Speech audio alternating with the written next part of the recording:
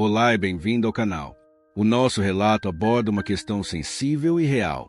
Caso de hoje, o segredo que descobri para superar a traição e voltar ainda mais forte, parte 3. Se inscreva no canal, curta este vídeo e compartilhe com aqueles que podem se beneficiar ou aprender com esta história. Tive que ir à terapia de casal com a Jane e a depressão chegou. Olá de novo, campeões. Obrigado a todos pelas mensagens diretas e comentários pedindo atualizações. Sinto informar que a depressão bateu forte. Vou explicar. Muitas coisas aconteceram nos últimos meses, mas hoje, 17 de fevereiro, meu divórcio foi concluído. Sou solteiro novamente. Primeiro, vamos voltar a outubro de 2022. Finalmente tive uma boa noção de como é a vida de solteiro. Tenho ido bastante à casa dos meus pais para aprender a cozinhar, e descobri que gosto muito disso. No último fim de semana, fiz pão pela primeira vez. Ficou meio feio, mas delicioso.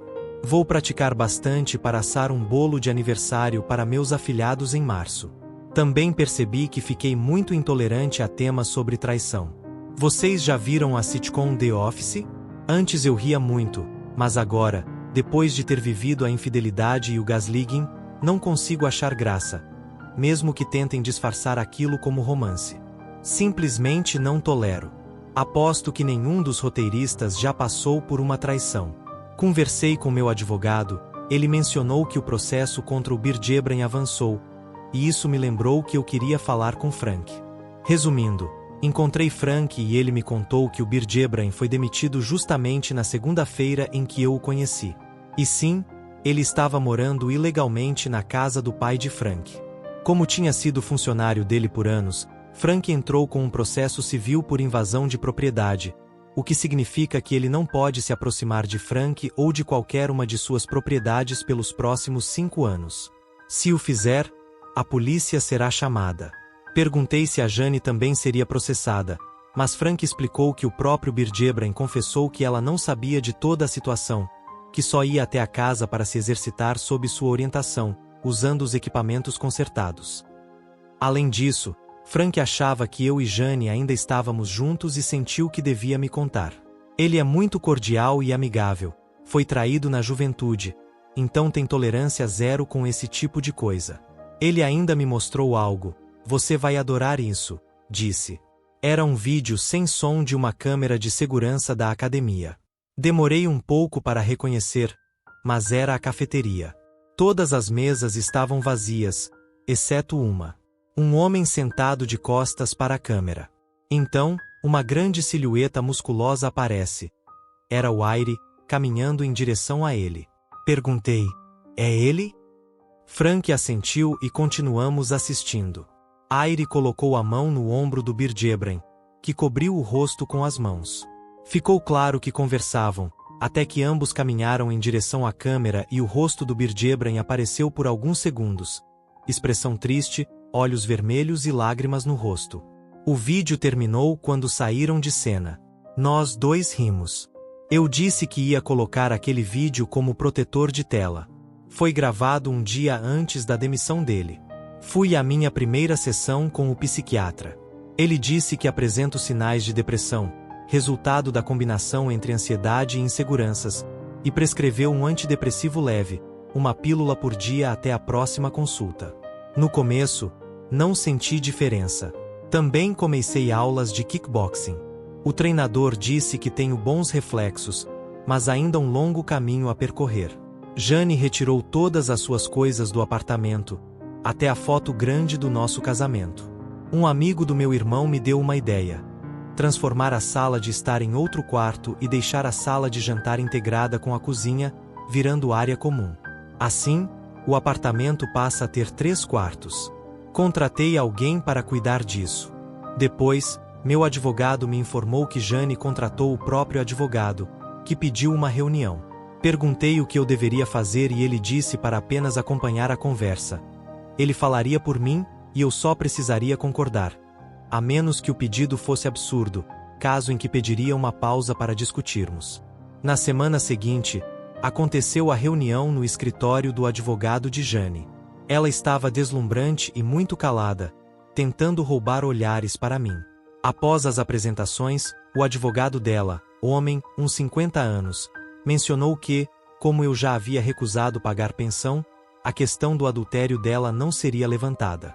Meu advogado disse que tudo bem, desde que ficasse registrado, e o outro aceitou a contragosto. A divisão dos bens foi rápida. Eu não queria nada, e Jane disse que já havia levado tudo o que valorizava. Não tínhamos coisas caras. Por fim, o advogado dela pediu 5 sessões de terapia de casal, acrescentando que, se eu concordasse e fosse com mente aberta e honestidade, sua cliente garantiria um divórcio tranquilo. Meu advogado reduziu para 3 sessões, com contato zero entre elas. Fiz uma cara de preocupação para o meu advogado e ele me chutou por baixo da mesa, o sinal para que eu apenas seguisse o jogo. Olhei para Jane. Ela fazia aquela cara que eu conhecia bem, a mesma de quando queria muito que eu cedesse em algo. Então, fiz minha cara de ok, você venceu.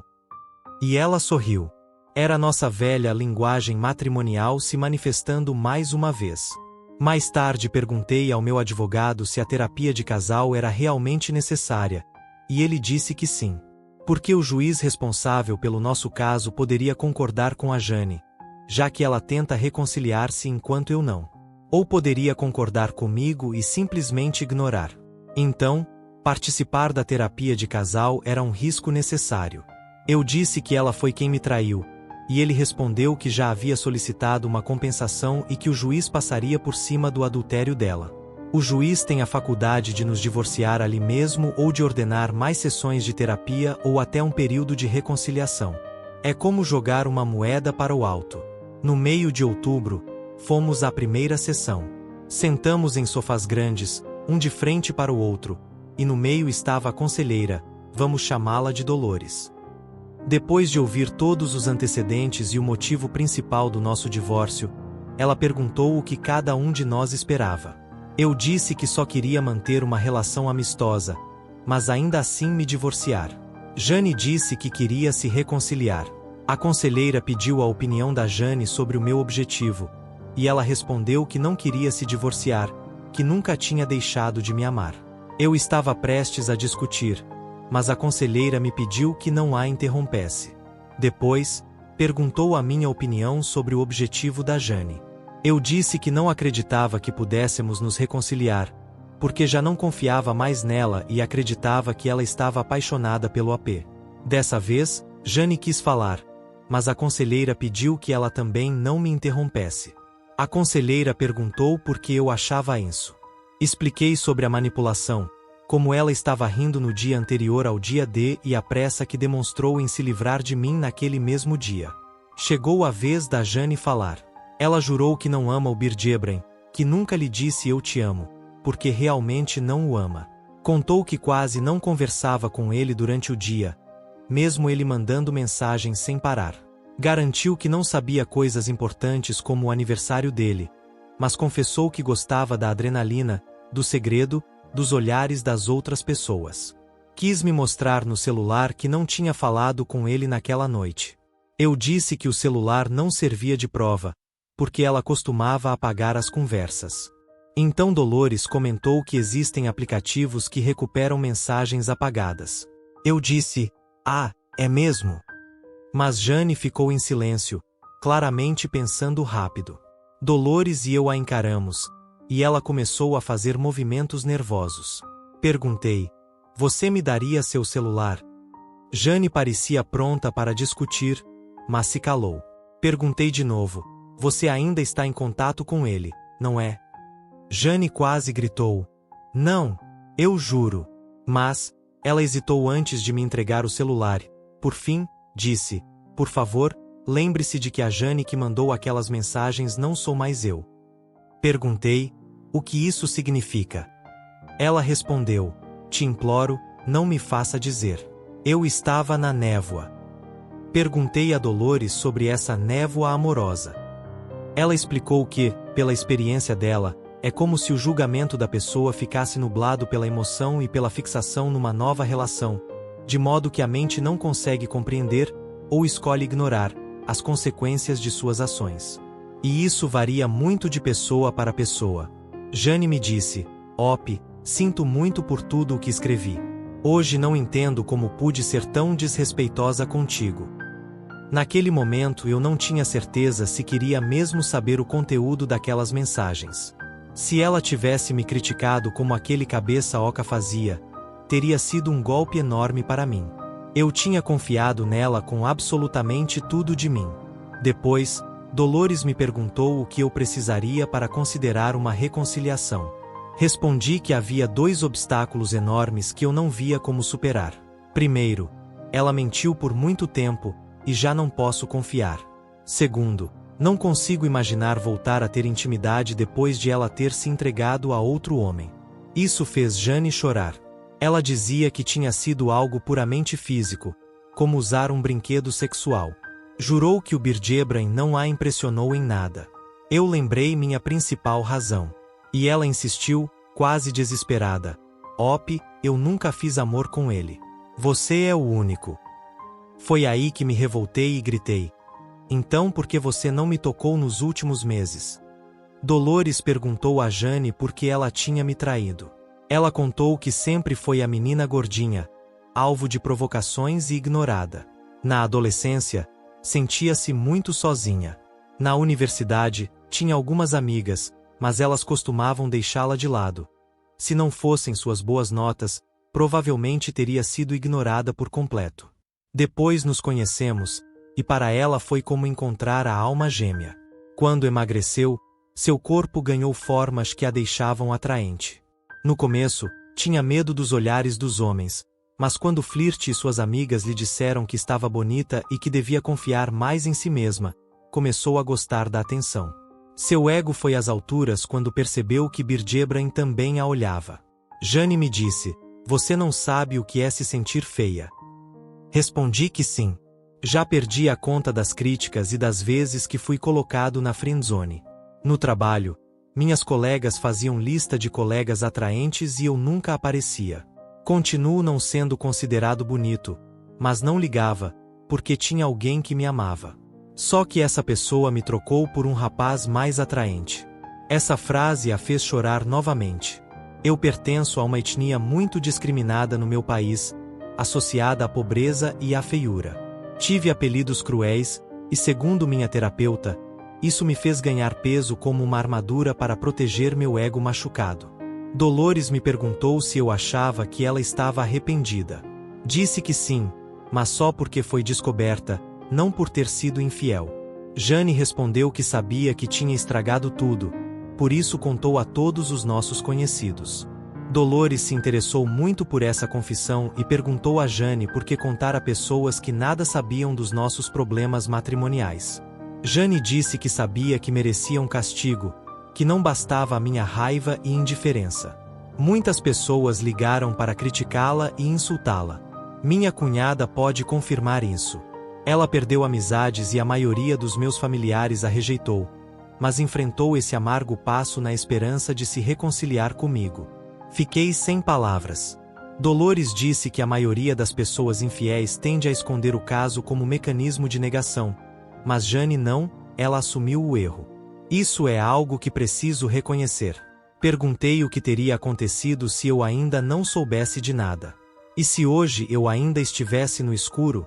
Jane respondeu que Birdiebrain estava ficando agressivo e dizia que, se ela não me contasse, ele mesmo contaria. Ele chegava a ameaçá-la, e ela tinha medo do que ele poderia fazer. Eu ri com desdém. Nas palavras dela: Acho que você ter descoberto foi o melhor que podia acontecer. Isso me fez reagir e perceber o quão perdida eu estava. Eu disse que sabia que Birdiebrain estava apaixonado por ela, e ela confirmou. Por isso me odiava, me criticava e exigia que me desrespeitasse dentro da minha própria casa. Ele sabia que, enquanto eu estivesse na história, Jane nunca seria dele. Dolores então perguntou: O que sua esposa ganha pedindo esta terapia de casal? Se estivesse tão apaixonada por Birdiebrain, não estaria ansiosa para se divorciar de você antes? Por que está fazendo todo esse esforço? Preciso lembrar que ela já perdeu o respeito de muitos conhecidos. Não consegui responder. Eu sei que não sou o sustento dela. Jane tinha um bom emprego e poderia arrumar outro facilmente. Não estava desabrigada nem rejeitada pela irmã. Então eu disse, por hipótese, digamos que a gente se reconcilie e volte a viver junto. O que aconteceria? Eu duvidaria de tudo o que ela dissesse. Cada vez que não estivesse olhando, suspeitaria. Seria uma tortura para mim. Jane respondeu, eu sei que seria difícil, mas nunca mais te daria motivos para desconfiar de mim. Eu retruquei, por agora, não. Mas e daqui a 2 anos, quando tudo se acalmar? Quando eu voltar a confiar em você e aparecer outro sujeito te olhando de forma insistente? Jane se ajoelhou diante de mim, olhando nos meus olhos. Nunca mais te machucaria. As 2 experiências mais devastadoras que tive recentemente foram quando recebi os papéis do divórcio e quando pensei que você podia ter sofrido algo grave quando me ligaram do hospital. Se me der outra chance, sempre lembrarei dessas 2 vezes em que achei que tinha te perdido e vou dedicar a minha vida a nos fazer felizes. Fiquei sem palavras mais uma vez, então apenas soltei uma risada irônica. Assim terminou a sessão. Em casa, revisei o telefone da Jane. Vi que Birdjebran continuava bloqueado. Eu o desbloqueei e chegaram várias mensagens. Querida, você está bem? Querida, me liga. Querida, vou até sua casa ver como você está, a menos que me ligue antes. Querida, onde você está? Comprei um aplicativo para recuperar mensagens apagadas. Fiquei muito nervoso. Consegui recuperar a maioria das conversas anteriores. As mais antigas eram complicadas, mas algumas voltaram. Eu esperava que falasse mal de mim, mas percebi que ele tentava não me mencionar.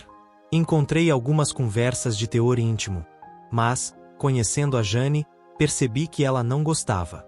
Birdjebran usava muitas palavras grosseiras e Jane não apreciava. Ele a chamava de querida e outros apelidos ridículos que nem eu usei na fase da lua de mel. Muitos te amo da parte dele, mas não encontrei nenhum vindo da Jane.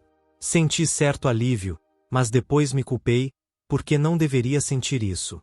Além disso, como Jane já tinha me contado, Birdjebran costumava zombar de mim, chamando de gordinha, fracassada e moleque.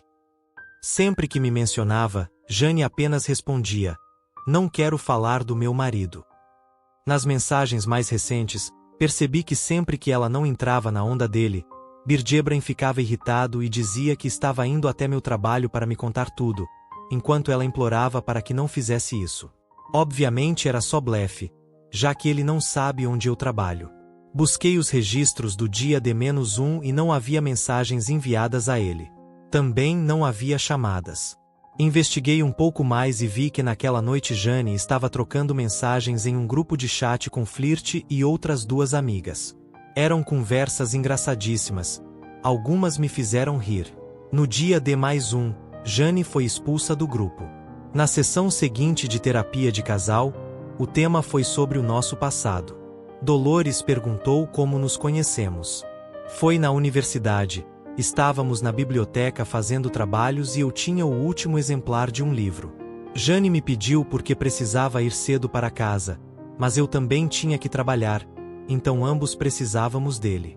Propus tirarmos cópias. Tínhamos cursos diferentes, mas o mesmo professor, então a tarefa era igual. Conversamos na fila, houve afinidade, e percebi como Jane era bonita, inteligente e gentil. Ela apenas pensou que eu era um bom sujeito. Emprestei o livro e fiquei com as cópias, assim ela teria que me devolver e poderíamos conversar de novo. Cheguei atrasado ao trabalho, mas achei que valeu a pena. Viramos amigos até que eu a convidei para sair, mas ela recusou. Depois disso, só a cumprimentava nos corredores, sem insistir. Uma semana depois, inesperadamente, ela me convidou para sair. Eu aceitei de imediato, e começamos a namorar. Dolores perguntou então o que nos fez nos apaixonarmos. Para mim, foi quando levei Jane a comer comida japonesa pela primeira vez. Ela tentava usar os hashi sem jeito, até que se irritou e disse, chega disso. Espetou a carne e comeu assim. Nunca a tinha ouvido falar daquele jeito. Achei engraçado e foi quando disse eu te amo pela primeira vez. Jane demorou mais, mas contou que foi em uma viagem que fizemos juntos. Sabia que seria nossa primeira vez com intimidade, mas ficou insegura porque achou que decepcionaria o pai e também tinha medo. Pensou que eu ficaria zangado, mas à noite começou a chorar e pediu desculpas. Eu disse que não estava bravo e que entendia se ela não estivesse pronta. Queria que confiasse em mim e se sentisse segura. Nos abraçamos e dormimos. Foi quando ela percebeu que se sentia protegida comigo e disse eu te amo pela primeira vez. Nessa sessão não fiquei com raiva nem levantei a voz, foi até agradável lembrar do passado. Entreguei o celular de volta a Jane. Disse que acreditava nela, que não estava apaixonada por Birgebran. Ela pegou o celular, sorriu e saiu sem dizer palavra. Está realmente respeitando meu pedido de não insistir. No domingo seguinte, uma prima minha, vamos chamá-la de Karen, fez uma festa de Halloween em um bar e me convidou. Não precisava de fantasia. Então me arrumei e fui sozinho. Karen foi uma das muitas pessoas que recebeu a confissão de Jane. Ela me disse que me apresentaria a uma amiga muito atraente. Então me apresentou a uma colega dela, uma jovem de 20 e poucos anos, muito bonita. Vamos chamá-la de princesa. Cumprimentei-a e então percebi. Fez aquela expressão que já vi várias vezes, como se eu tivesse um enorme ranho escorrendo do nariz. Um olhar de desgosto e decepção. Normalmente não me importava, porque tinha minha linda esposa. Mas naquele momento fiquei ansioso para saber quanto eu havia melhorado. E parecia que nada desde 18 anos atrás, quando conheci Jane. Ela nunca me olhou assim. Sempre parecia feliz em me ver, e foi por isso que me apaixonei perdidamente por ela. Imediatamente meu mecanismo de defesa entrou em ação e quis manter distância da princesa. Mas Karen nos colocou numa cabine e tentei conversar, muito desajeitado, mas ela quase não respondeu. Pegou o celular e mandou uma mensagem enquanto eu ainda tentava manter a conversa. Outro rapaz se aproximou e disse: "Aí está você. Não sabia que vinha. Quer dançar?" Ela me olhou e disse: "Você não se importa, né?" Respondi: "Vai, divirta-se." Vi os dois se perderem na multidão e pensei, então, não sabia que ela estaria aqui, mas já estava à procura dela. Aposto que mandou uma mensagem do tipo: "Vem me salvar desse esquisito." Procurei Karen.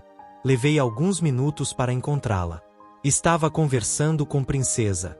Antes que me vissem, ouvi claramente ela dizer: "Você disse que ele era um bom partido." "E é", respondeu Karen. Nesse instante, Karen me viu e ambas ficaram em silêncio. Falei que não estava me sentindo bem e que iria para casa. Olhei para a princesa e disse: "Desculpe não ter correspondido às suas expectativas." Ela deu de ombros. Os olhos de Karen me fulminavam. Quando cheguei em casa, pensei que ela não passava de uma mulher fútil, mas aquilo despertou sentimentos antigos e sombrios da minha juventude. Não consegui evitar que viessem à tona. De agora em diante vou estar sozinho. Sem filhos, sem esposa. Sou um homem pouco atraente. Será muito difícil construir outra relação. Quase 45 anos e sozinho, um completo fracassado. Tive outro ataque de ansiedade. Meu terapeuta já havia me orientado o que fazer. Me enfiei debaixo das cobertas, dos pés à cabeça. Chorei, tremi e solucei não sei por quanto tempo, até adormecer e acordar de madrugada. Meu travesseiro estava encharcado de lágrimas e suor. A cabeça doía, fiquei sentado na cama olhando para o chão por quase uma hora, perdido em pensamentos sombrios, até que o alarme tocou. Era hora de levantar, mas não consegui. Estava sem energia. Não fui à academia. Sentei no chão do chuveiro e chorei. Depois fui trabalhar. Um colega próximo, o mesmo que me emprestou o carro, percebeu que eu estava calado e lento. Disse que eu parecia triste, e finalmente compreendi que a depressão tinha chegado. No dia seguinte, recebi mensagens de Karen pedindo desculpas pela amiga. Ignorei e tentei ir à academia, mas minha energia parecia ter caído pela metade. Cansei rápido, não terminei o treino e fui para casa. Na terça seguinte, levei meus afilhados para pedir doces com minha cunhada. No México fazemos isso em 1º e 2 de novembro. Fiquei um pouco alegre, mas ao voltar para casa a tristeza me envolveu de novo. A terceira e última sessão de terapia aconteceu 3 dias depois da festa da Karen. Cheguei tentando demonstrar ânimo, mas não consegui. Jane demorou alguns minutos para perceber que eu não estava bem. Perguntou se eu estava certo, forcei um sorriso e disse que sim, mas ela me olhou fixamente e não consegui encarar seus olhos. Ela pediu a Dolores para mudar a sessão porque eu não estava bem. Insisti que estava, mas Jane retrucou. Mentira, dá para ver que não está bem. Dolores perguntou o que eu sentia. Não queria parecer fraco diante de Jane, mas ela disse: ele está triste. Olhei surpreso. Jane sentou ao meu lado e perguntou: o que está acontecendo com você? Segurou minha mão, e dessa vez, não afastei. Apenas vi seus lindos olhos castanhos vasculhando minha alma. Com vergonha, admito que comecei a chorar. Apoiei os cotovelos nos joelhos e chorei baixinho. Jane acariciou minhas costas até que recuperei a compostura. Estava de nariz escorrendo e olhos vermelhos. Fui ao banheiro, lavei o rosto e, ao voltar, vi que Jane tinha lágrimas no rosto. Dolores perguntou a razão da minha tristeza. Com voz trêmula, Jane disse que era culpa dela. Resolvi ser honesto e respondi que não era por causa dela. Atualização 6. TL. Doutor. A última pessoa que eu imaginaria foi quem me trouxe de volta à realidade. Olá, campeões. Estou de volta com a atualização final. Sou imensamente grata a todos aqui. É por causa de vocês que hoje tenho grandes esperanças para o meu futuro. Obrigada a todos, desconhecidos anônimos, que dedicam tempo às almas feridas e as ajudam a se curar. Esse tipo de clube é triste, mas, na dor compartilhada, encontramos pessoas verdadeiramente gentis, que nos estendem a mão simplesmente porque já passaram pela mesma dor. Muito obrigada. Depois de ver Jane novamente e de termos marcado um encontro, fiquei muito confusa sobre meus sentimentos. Precisei reler meu próprio depoimento para me lembrar do que ela havia feito comigo, mas parecia como se tivesse sido escrito por outra pessoa. Cheguei a pensar que sua traição não tinha sido tão grave e que, afinal, ela estava arrependida. Revivi o vídeo dela com o Birgebren. Quis sentir raiva, mas só me senti vazia. Recorri a alguns de vocês em mensagens diretas e descobri algo chamado Névoa da Reconciliação. Ela nos leva a fazer a dança do me escolha, a perdoar traidores e justificar suas ações, o que era exatamente meu caso. Eu estava submersa nessa névoa por causa da depressão e da baixa autoestima. Felizmente, tinha 2 semanas até o encontro com Jane. Primeiro, fui conversar com meu advogado. Ele disse que era uma péssima ideia, que eu só deveria me encontrar com ela se ambos os advogados estivessem presentes. Expliquei que para mim era importante um verdadeiro teste. Ele insistiu: e se ela estiver gravando você e usar isso como prova de reconciliação? Respondi que eu ainda não tinha certeza do que queria, por isso precisava ver o que aconteceria. Ele deu de ombros e disse: você não será a primeira a hesitar. Mas se ainda quiser o divórcio, evite qualquer conversa de reconciliação, principalmente, não demonstre afeto. Concordei. Na primeira semana, tive consultas com meu terapeuta e meu psiquiatra. Meu terapeuta sugeriu que eu adotasse um animal de estimação. Poderia ajudar na depressão. Adorei a ideia. Os animais sempre parecem gostar de mim. Então fui a um abrigo e adotei uma cachorrinha. Samantha. Ela é mestiça, de porte médio, muito alegre e inteligente. Fiquei animada comprando tudo para ela. Brinquedos, guia, coleira com nome, caminha quentinha. Ela iluminou meus dias, e meus afilhados a amaram imediatamente. Meu psiquiatra dobrou minha dose de antidepressivos e receitou um remédio para aliviar os pensamentos compulsivos. Meus pais, meu psiquiatra e meu terapeuta me deram o mesmo conselho: em resumo, faça o que te fizer feliz. Mas eu ainda não sabia o que me faria feliz. Foi então que algo inesperado aconteceu. Eu precisava de alguém ou algo que me puxasse de volta à realidade. E isso veio da última pessoa que eu poderia imaginar. Desde a festa de Halloween da Karen, eu tinha faltado às minhas últimas 3 aulas de kickboxing. Meu treinador, Abraham, homem, 40 e poucos anos, ficou furioso. Ele me abordou nos vestiários, percebeu meu estado e perguntou: "Está tudo bem?" Respondi: "Na verdade, não." Comecei a contar sobre minha depressão. Ele compartilhou que seu filho estava passando pela mesma situação e me convidou para bebermos juntos. Depois da aula, fomos a um bar próximo da academia. Contei tudo sobre Jane e Birgebran. Ele ficou enojado e me disse basicamente o mesmo que muitos de vocês já haviam me dito. Falei dos meus sentimentos, mas ele me interrompeu. "Não quero saber dos seus sentimentos. Quero que me diga o que você pensa. O que você quer?" Fiquei sem palavras, como um peixe fora d'água. Ele insistiu, exasperado: "Você precisa ser um homem. Pense no que quer." No fim, ele pagou a conta e concluiu: "Amanhã, venha mais cedo à academia. Você vai renascer." No dia seguinte, cheguei 1 hora mais cedo. Abraham já estava me esperando. Ele me entregou o equipamento de sparring e mandou que eu o encontrasse no ringue. Eu nunca tinha lutado de verdade antes, no máximo treinava no saco de areia, mas nada além disso. Abraham disse para eu socá-lo. Acertei um golpe, mas ele quase riu. "É só isso que você tem." Senti meu rosto corar. Alguns alunos estavam olhando, e eu era a pessoa mais velha da turma. Tentei de novo, mas ele bloqueou facilmente e me empurrou para trás. Tropecei e caí sentado. Ele disse: "Sua determinação é fraca." Depois me ajudou a levantar e repetiu: "Seja firme." Ouvi alguém rindo, fiquei irritado e comecei a levar mais a sério.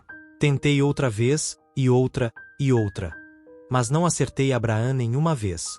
Eu sabia que ele estava pegando leve. Estava exausto quando ele disse para voltar no dia seguinte e repetir: "Você não está dando tudo de si. Mostre a si mesmo do que é capaz." Essas palavras ficaram ecoando na minha cabeça o dia inteiro. Na sessão seguinte, Abraham pediu a um garoto que gravasse o sparring com meu celular. Mais uma vez, não consegui acertar um único golpe. No fim, assistimos juntos ao vídeo enquanto ele me dava seu parecer. Meus movimentos eram desajeitados, lentos, fracos. Consegui me defender de alguns ataques, mas minhas reações eram mais de pânico do que de técnica. Senti vergonha só de me assistir. Ele repetiu que eu precisava mostrar determinação, que tinha de dar um jeito de acertar ao menos um soco. Reconheci que não estava me esforçando de verdade no kickboxing. Então comecei a assistir vídeos online e acrescentei 1 hora extra de treino à minha rotina. À noite, analisava o vídeo do sparring, estudando meus movimentos e pensando no que melhorar. Arrumei meu escritório para treinar Shadow Sparring. Fiquei tão obcecado em mostrar minha força para Abraham que me esqueci completamente dos meus problemas, e até do encontro marcado com Jane. Na 5ª sessão, já conseguia prever alguns movimentos, mas ainda era lento. Notei que cada vez mais gente parava para assistir.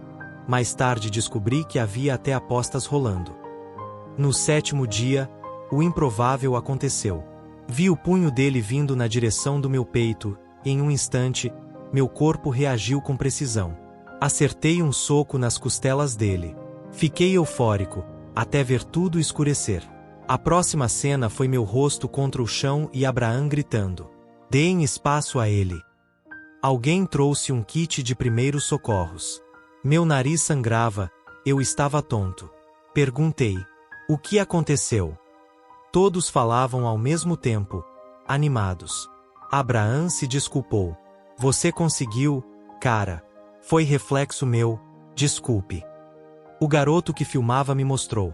No vídeo aparecia o momento em que acertei o golpe, e logo em seguida Abraham, por reflexo, me acertou de volta, apagando-me por 5 segundos. Demorei 1 semana para acertar um único soco. Me levantei, vibrei junto com a galera e gritei: "Claro que sim!"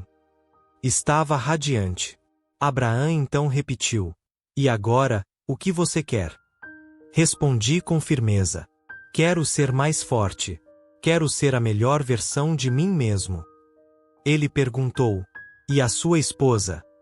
Fechei a cara. Ela me traiu. Não me merece. Ele sorriu, levantou meu braço como se eu tivesse vencido a luta, e todos comemoraram. Para mim, aquele único soco valeu mais do que qualquer terapia, remédio ou conselho. Foi o marco da minha aceitação. Nos dias seguintes, me dediquei ainda mais ao treino e tomei várias decisões que o antigo eu teria adiado ou pedido a opinião da Jane. Vou mudar meu visual, trocar de carro, aprender a dançar, tocar um instrumento, e farei minha primeira tatuagem. Um dia antes do nosso encontro, Jane me mandou mensagem. Passei o local e a hora, e ela acrescentou: não se atrase. Eu estava confiante. Nos encontramos no restaurante favorito dela, na hora do almoço. Ela, como sempre, estava deslumbrante. Eu, mais simples. Jaqueta, camiseta, jeans e tênis de trilha. Acho que ela também se sentia bastante segura. Apenas sorri e comecei a gravar com o meu celular. A conversa fluiu de forma amigável. Minhas emoções estavam sob controle. Não senti raiva nem fúria, como da última vez que nos vimos. Parecia mais um bate-papo com uma velha amiga, algo totalmente platônico, pelo menos da minha parte. Ela perguntou sobre a minha tristeza, e respondi que me sentia muito melhor agora, o que a surpreendeu. Quis saber o que alimentava minhas inseguranças.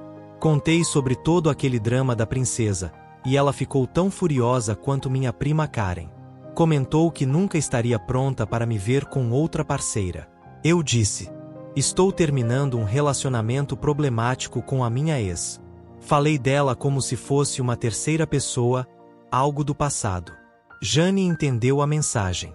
Aliás, ótima ideia que veio de vocês, campeões.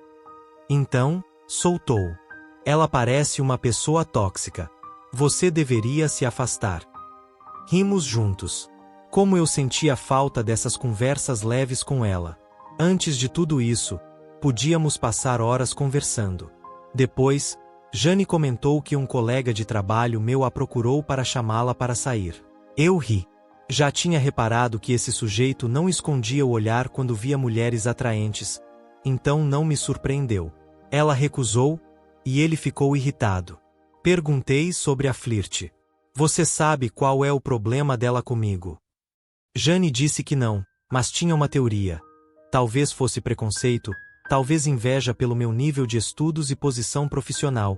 Eu estava 2 níveis acima dela. Além disso, descobriu que a tal flerte namorava 2 rapazes a sério ao mesmo tempo. Também falamos sobre Birgebran. Ele chegou a ligar para Jane de outro número para tentar convencê-la a fugir com ele. Ela jurou que não respondeu, só ouviu e desligou. Depois, ele foi para outro estado. Falei algumas verdades sobre ele, e ela concordou. Mentiroso, manipulador, um completo fracasso. Jane quis ouvir mais sobre a vez em que nos encontramos pessoalmente. Ela tinha lido no meu post. Contei que vê-lo tão arrependido me deu confiança, mas também me encheu de raiva, e por isso foi fácil confrontá-lo. Ela me pediu que repetisse a cena, e eu encenei novamente, palavra por palavra, como lembrava. Ela ficou de olhos arregalados, mordeu os lábios e disse que estava arrepiada. Confessou que nunca tinha me visto tão firme, e que isso a atraía ainda mais. Em seguida, ficou toda brincalhona e flertou comigo, perguntando se eu queria encher o muffin, nosso eufemismo para intimidade. Era o momento que eu tanto esperava. Jane aproximou o rosto para me beijar, mas, sem pensar, senti novamente aquela mistura de raiva e ressentimento. Meu corpo reagiu sozinho. Desviei, fiz uma expressão séria e disse, com voz firme que a fez parar imediatamente: não. Ela se desculpou várias vezes. Eu apenas sorri de novo e sugeri que fossemos embora. Já era tarde, e eu precisava levar o Sammy para passear. Paguei a conta e saímos. Jane não levou o carro e pediu para que eu a deixasse na minha casa. Achei que ela estava certa de que passaríamos a noite juntos. Eu estava relutante, mas queria me colocar nessa situação apenas para poder dizer não novamente. Quando chegamos à porta do meu apartamento, já dava para ouvir Samantha choramingando e arranhando. Antes de entrarmos, Jane ficou séria e perguntou: Op, você algum dia perdoará sua esposa? Eu já perdoei. Então por que não a aceita de volta? Porque nunca vou esquecer o que ela fez e não posso confiar nela. Ela fez uma expressão triste, mas logo perguntou: E eu? Você me escolheria no lugar dela? Sorri e respondi: Do que você está falando? Nós somos amigos. Ela pareceu ofendida. Você está me colocando na friendzone? Acho que sim, cara.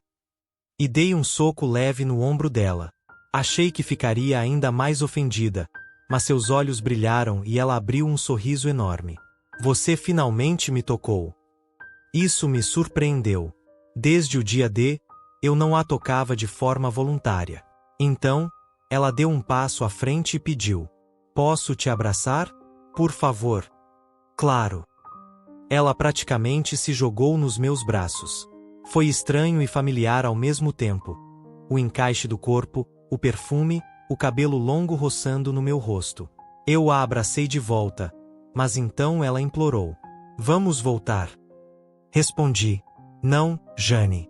Nós vamos nos divorciar. Ela quebrou o abraço e me encarou, como se achasse que eu estivesse brincando. Mas eu falava sério. Ela não reagiu bem. Estava convencida de que nos reconciliaríamos e fez uma cena em frente ao meu apartamento. Tentei acalmá-la, mas ela gritava, protestava, me abraçava com força como se tivesse medo de me perder. Chorando, dizia que tinha mudado, que faria de tudo para me fazer feliz. E eu fiquei triste por ela. Não a odeio.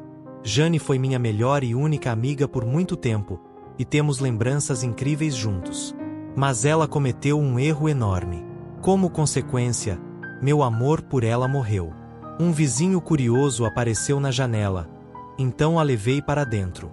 Sammy, curiosa, cheirava a Jane. Preparei um leite de soja quente, já que não tinha chá, enquanto ela soluçava acariciando a cachorra. Quando se acalmou um pouco, perguntou: Você ainda me ama? Como a boa amiga que você foi por tantos anos. Mas não como parceira, não mais. Ela gritou: Por que não? Porque eu mudei, Jane. Me sinto diferente agora. Terminei de lamentar nosso casamento. Ela disse que eu estava sendo cruel. Eu respondi que estava sendo realista. Contei que o que falei no MC era minha verdade. Nunca mais poderei confiar nela. E nunca vou esquecer o rosto dela no dia D. Ela quebrou minha confiança e destruiu meu amor. Jane bateu na mesa, xingou a si mesma e ao Birgebran. Admitiu que me dava como garantido e que só percebeu o que tinha depois de perder tudo. Fez algumas propostas: tentar um período de reconciliação, abrir o casamento para mim, ou sermos apenas amigos de família. Eu disse que era irracional. O que você quer de mim, então? Perguntou. Quero que você seja feliz com quem escolher. E eu vou seguir em frente, feliz sozinho. Ela quis saber se havia outra mulher na minha vida. Respondi: Ainda não, mas um dia vai haver. Ela cobriu o rosto com as mãos. Sammy colocou a patinha na perna dela, como se a consolasse. Então percebi que já era hora do passeio noturno, por volta das 22 horas. Jane foi comigo. No caminho, ficou em silêncio. No parque, tirei a coleira de Sammy, que saiu correndo, cheirando e rolando na grama seca. Ela adora isso. Jane se sentou ao meu lado e falou: Finalmente. Nunca mais vou encontrar o amor. Vai sim. O mar está cheio de peixes. Ela contou que, no novo trabalho, 2 colegas já a convidaram para sair, ambos casados. Perguntei: Você denunciou? Não posso. Eles pediram só um encontro amigável, e para o RH isso é inocente. Perguntei se ela tinha certeza das intenções deles. Jane disse que sim, que os 2 não tiravam os olhos do decote. Para afastá-los, colocou uma foto nossa em destaque na mesa, como repelente de babacas, segundo ela. Eu ri. Ela não. Disse que acreditava de verdade que ficaria sozinha de agora em diante. Sem poder ter filhos, sem o amor da vida dela, e atraindo apenas gente ruim. Perguntou se eu pretendia me casar de novo. Acho que não. Talvez eu não acredite mais em casamento. Não mencionei que, no fundo, ainda quero ter filhos. Enviei o áudio para o meu advogado e, dias depois, ele me disse que não encontrou nada que demonstrasse reconciliação, apenas conversa fiada inútil que seria perda de tempo se fosse apresentada como prova. Além disso, foi uma atitude inteligente me referir a Jane como uma terceira pessoa, porque parece que não estou falando diretamente com ela. No meu aniversário, a maioria da minha família me mandou mensagens e ligou para saber como eu estava. Fui à casa dos meus pais. Meu irmão e a esposa dele já estavam lá. Jane apareceu com todos os meus sogros. Todos nós brincamos, comemos e nos deliciamos com um bolo grande e saboroso feito pela minha mãe, a melhor cozinheira de todos os tempos. Sem drama. Minha sogra estava em um bom dia. Ela se sentiu confusa, mas gostou de ver os gêmeos brincando, mesmo esquecendo que eles são seus netos. Foi realmente um ótimo dia. Quando cortamos o bolo, percebi que tinha tudo o que queria. Meus afilhados ainda estão na minha vida. Perdoei Jane e minha tristeza quase desapareceu. Várias outras coisas aconteceram desde então. Em meados de dezembro, namorei uma mãe solteira que tentou me convencer a adotar seu filho difícil. Que viagem engraçada! Se houver um lugar onde eu possa postar sobre encontros desastrosos, eu conto. Um dos meus inquilinos queria que eu fosse o provedor dela. Fiz minha primeira tatuagem no ombro. É um guerreiro águia asteca, o que significa que tenho orgulho da minha herança e da minha etnia. Se alguém tiver algum problema com a minha aparência, eu simplesmente dou de ombros e continuo sendo eu. Sou uma pessoa decente e trabalhadora. Os guerreiros águia asteca costumavam usar um capacete feito da cabeça de uma águia real. As águias reais são um símbolo de liberdade, honestidade e força no meu país. No final de dezembro, Jane pediu demissão porque um dos colegas que a assediava era um figurão da empresa. O RH estava manipulando a situação, então a decisão mais inteligente foi pedir demissão. Passei o Natal com as gêmeas e a família dela. Ela está aceitando que terminamos, mas é irritantemente amigável comigo. Em janeiro, criei um perfil no Tinder. Um dos caras do kickboxing me ajudou a criar meu perfil. Embora eu tivesse poucas curtidas, entrei em contato com uma professora do ensino fundamental. Ela é espirituosa e muito engraçada. Começamos a namorar. Infelizmente, sei que não vai durar. Ela não quer filhos, é gamer e eu considero videogames uma perda de tempo. Além disso, ela quer que eu pare de praticar kickboxing porque é muito violento. Como você sabe, meu divórcio terminou em 17 de fevereiro. Jane me mandou uma mensagem. Sei que este não é o fim para nós. Dias depois, minha cunhada me disse que Jane entrou em depressão. Ela implorou para que eu falasse com ela porque ela me escuta. Ela parou de trabalhar e está muito magra. Ela costumava dormir a maior parte do dia e se recusava a fazer terapia até que eu falasse com ela. Ela quer que eu a contate com mais frequência, mas eu disse a ela que era exatamente isso que estava causando sua depressão. Ela precisa me deixar ir. É isso. Sinto que agora estou no caminho certo. Estou estudando muito para conseguir a promoção que me permitirá viajar. Continuo indo muito bem na academia. Não voltei a treinar com o Abraham, mas os caras de lá me pedem para ajudá-los. Finalmente, consegui o que queria. Ser amigável com meu ex e não perdi meus sogros, que ainda considero minha família. Meus afilhados me amam e eu os amo como meus próprios filhos. Eu não suportava a ideia de perdê-los. Por causa deles, passei pela toca do coelho, passei pelas fases do luto e superei a Jane. No meu país, os padrinhos são responsáveis pelas crianças se algo acontecer com a mãe e o pai. Padrinhos são os segundos pais. A todos que estão de luto por um casamento, não deixem a amargura tomar conta de vocês. A luz no fim do túnel escuro. Leva tempo e dedicação da sua parte. Talvez não hoje, não amanhã, mas um dia vocês vão superar tudo isso. Desejo-lhes o melhor. Como um verdadeiro astro do rock costumava dizer. Bantar out. E com isso, encerramos o caso de hoje. Se gostou do vídeo, curta e se inscreva no canal. Muito obrigado e até o próximo relato.